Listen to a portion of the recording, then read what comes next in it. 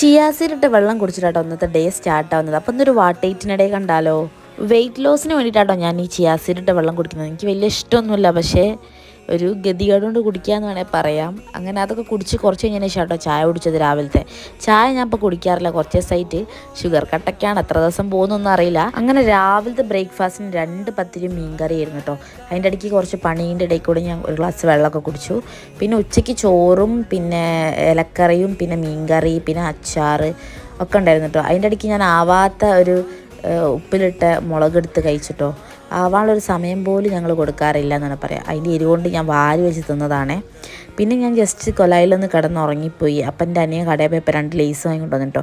കൂടെ പിന്നെ പപ്സും കൊണ്ടുവന്നിട്ട് അപ്പോൾ രണ്ടും കഴിച്ചു. ഇന്ന് രാത്രി ചപ്പാത്തിയാണ് കേട്ടോ. ഞാൻ അങ്ങനെ ഇടസമയങ്ങളൊന്നും ഫുഡ് കഴിക്കുകയല്ല കേട്ടോ. കാരണം വേറെ ഒന്നുമല്ല, ഒരു പച്ചവെള്ളം കുടിച്ചാൽ പോലും തടിക്കുന്ന ശരീരമാണ്. അപ്പോൾ വീഡിയോ ഇഷ്ടമാണെങ്കിൽ ലൈക്ക് ചെയ്യുക, സബ്സ്ക്രൈബ് ചെയ്യുക, ഷെയർ ചെയ്യുക. അടുത്ത വീഡിയോയിലോട്ട് കണ്ടിട്ട് ബൈ, സീ യു.